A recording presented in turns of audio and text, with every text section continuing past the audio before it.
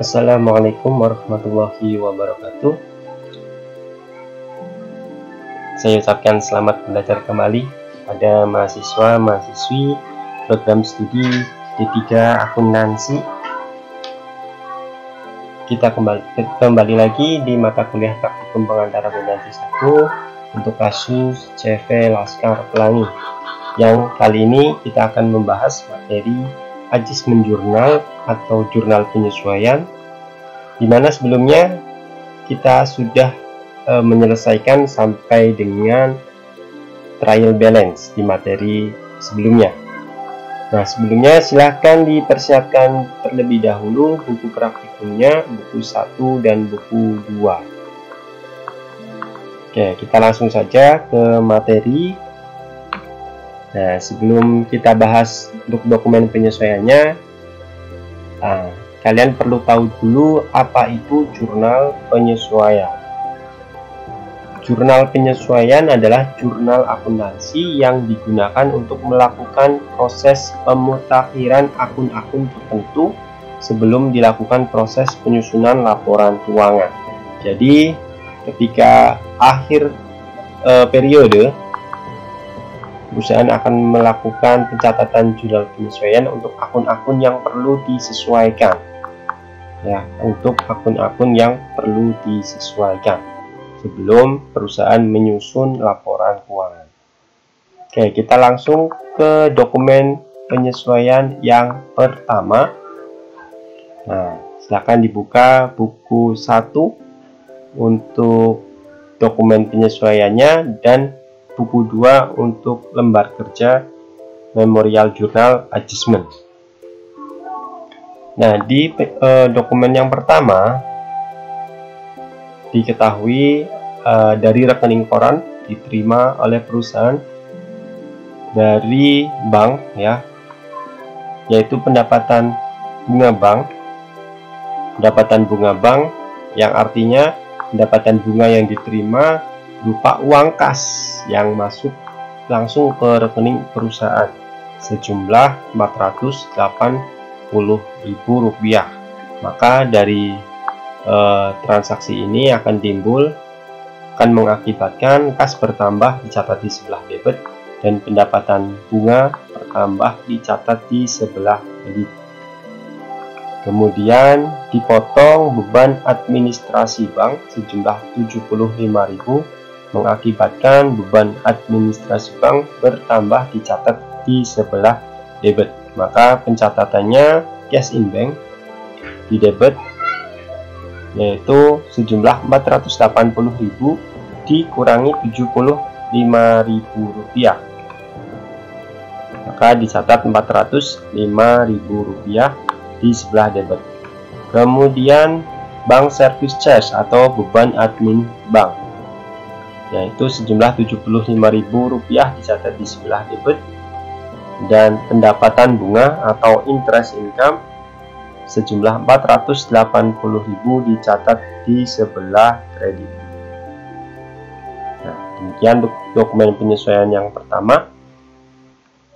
Kemudian dokumen penyesuaian yang kedua, beban yang belum dibayar hingga 31 Desember 2019 adalah ada gaji karyawan bagian penjualan dan ini beban yang belum dibayar, maka akan timbul utang beban, ya, karena beban belum dibayar hingga 31 Desember akan dibayarkan di bulan berikutnya, yaitu di Januari 2020. Maka akan timbul akun utang beban. Kemudian gaji karyawan bagian penjualan dan gaji karyawan bagian administrasi ini akan timbul beban gaji yang bertambah, maka dicatat di sebelah debit. Kemudian ada pajak penghasilan.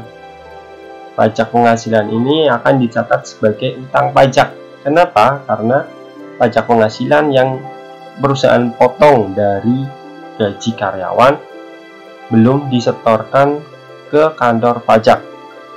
Nah, posisi belum disetorkan maka akan timbul akun utang pajak karena kita berhutang ke negara gitu.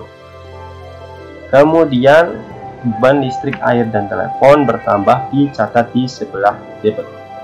Maka pencatatannya yang pertama beban gaji bertambah, yaitu beban gaji penjualan, bagian penjualan dan bagian administrasi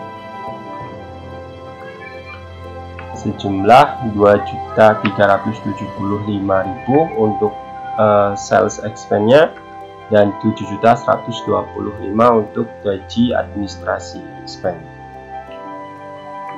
Kemudian beban listrik, air, telepon kita catat juga di sebelah debit, telepon, water, electricity expense, nomor akun dan nominalnya Rp1.300.000. Sedangkan untuk pajak penghasilan yang dicatat sebagai utang pajak akan dicatat di sebelah kredit, income tax payable, nomor akun dan nominalnya Rp475.000. Nah, kemudian seperti yang di awal, kita belum bayar bebannya, akan dibayar di bulan depan, maka akan timbul akun utang beban atau accrued expense. Penjumlahan dari angka-angka yang ada di debit dikurangi 475.000, ketemu 10.325.000. Lanjut ke dokumen penyesuaian yang ketiga.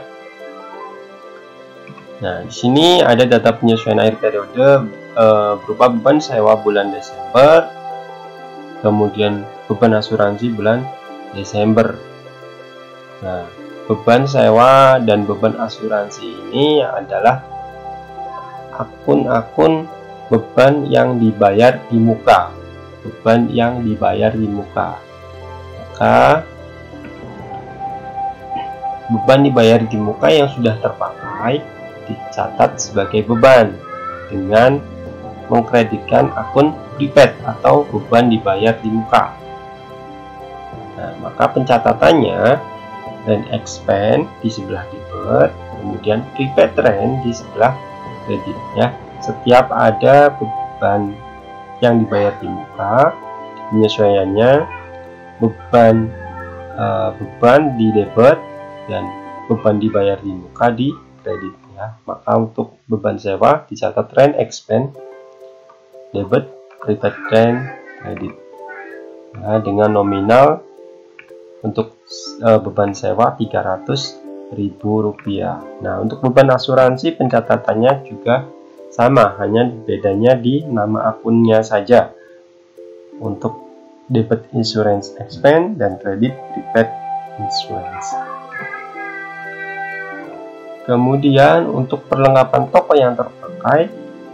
Nah, di sini perlengkapan yang sudah terpakai selama bulan Desember akan dicatat sebagai beban dengan kreditnya adalah perlengkapan karena dianggap perlengkapannya sudah berkurang, maka dicatat di sebelah kredit sejumlah Rp3.335.000. Kita catatkan debitnya store supplies expense ya, beban perlengkapan toko, kreditnya store supplies atau perlengkapan toko, nomor akun, kemudian nominalnya kita catat.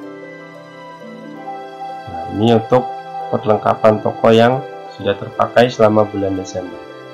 Kemudian untuk taksiran kerugian piutang sebesar 3% dari saldo piutang akhir periode. Maka kita lihat saldo piutang di trial balance bulan Desember ya.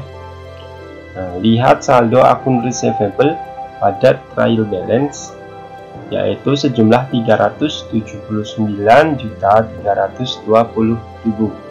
Nah, saldo CKP-nya atau cadangan kerugian piutangnya yaitu 3% dari saldo piutang. Maka dihitung 3% dikali Rp379.320.000 sama dengan Rp11.379.600. CKP akhir periode kita lihat ya, hasil perhitungan tadi 11.379.600. Kemudian kita lihat juga saldo CKP atau allowance yang ada di trial balance bulan Desember sejumlah Rp2.750.000, maka untuk penyesuaiannya atau adjustmentnya dihitung cadangan kerugian piutang akhir periodenya 11.379.600 dikurangi saldo yang sudah ada di trial balance yaitu 2.750.000, maka yang dicatat di penyesuaian adalah selisihnya yaitu Rp8.629.600. Kita catatkan. Yang dicatat untuk CKP adalah bad debt expense atau beban kerugian piutang pada allowance atau cadangan kerugian piutang. Nah, nominalnya hasil perhitungan tadi. Nah, jadi kalau ada cadangan kerugian piutang, bad debt expense di debit, allowance di kredit. Kemudian kita masuk ke dokumen penyesuaian berikutnya, penyesuaian yang keempat, data penyusutan aktiva tetap bulan Desember 2019 ya. Nah, ini ketika ada data penyusutan aktiva tetap, ada penyesuaian, maka kita mencatat beban penyusutan dan di sebelah debit dan di kredit adalah akumulasi penyusutan setetap.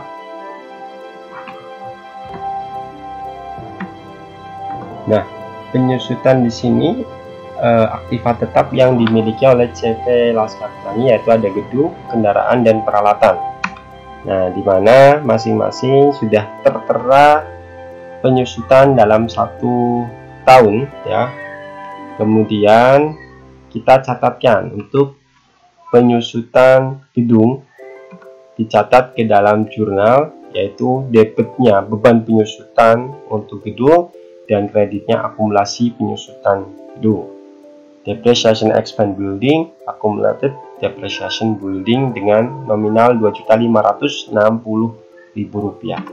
Kemudian penyusutan kendaraan pun sama caranya, hanya akunnya saja yang dibedakan yaitu depreciation expense vehicles dan akumulasi depreciation vehicles sejumlah Rp3.255.000.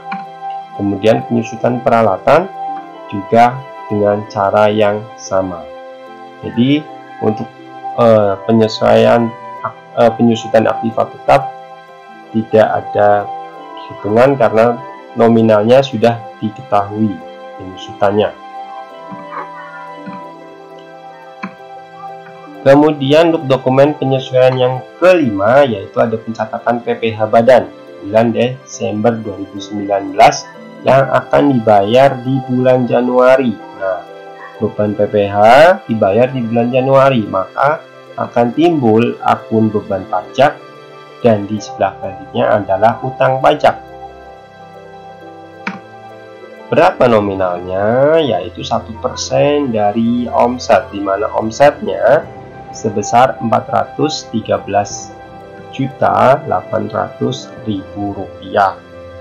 Kita hitung 1% kali 413.800.000 rupiah ketemu 4.138.000. Kemudian kita catat di sebelah debit beban pajak ya, kemudian di sebelah kreditnya utang pajak. Income tax expense debit, income tax payable sebelah kredit dengan nominal hasil perhitungan. Kemudian ya, di informasi data terpilih ada informasi yang perlu kita catat ke dalam penyesuaian karena memang belum dicatat oleh perusahaan, yaitu berkaitan dengan pembagian laba tahun sebelumnya. Jadi pada akhir tahun 2019 perusahaan melaksanakan pembagian laba tahun 2018. Jadi laba tahun 2018 akan dibagi di akhir tahun 2019. Sedangkan untuk laba tahun 2019 nantinya akan dibagi di tahun 2020. Berapa yang dibagi? Yaitu sebesar Rp350.585.800. Dimana karena laba dibagi atau laba yang ditahan dibagi, maka return earning-nya berkurang. Return earning itu kan laba ditahan, berkurang dicatat di sebelah debit. Kemudian ini Tuan Andrea sebesar 60% dikali labanya tahun 2018 ketemu 210.351.480 rupiah, yang dimana angka ini akan menambah modal Tuan Andrea. Kemudian untuk Tuan Hirata sebesar 40% dikali laba tahun 2018 ketemu 140.234.320, dimana angka ini akan menambah modal Tuan Hirata. Modal bertambah dicatat di sebelah kredit, maka pencatatannya akan seperti ini. Return earning di sebelah debit, yaitu sejumlah laba yang dibagi karena return earningnya berkurang. Kemudian Andreas Capital sebesar pembagian Tuan Andrea, dan Hirata's Capital sejumlah pembagian Tuan Hirata di sebelah kredit karena modalnya bertambah. Gitu untuk pencatatan pembagian laba tahun sebelumnya. Oke. Demikian pembahasan jurnal penyesuaian untuk praktikum pengantar akuntansi 1 kasus CV Laskar Pelangi. Semoga dapat memberi pencerahan pada teman-teman semua. Terima kasih, tetap di rumah, tetap sehat, tetap semangat. Saya akhiri. Assalamualaikum warahmatullahi wabarakatuh.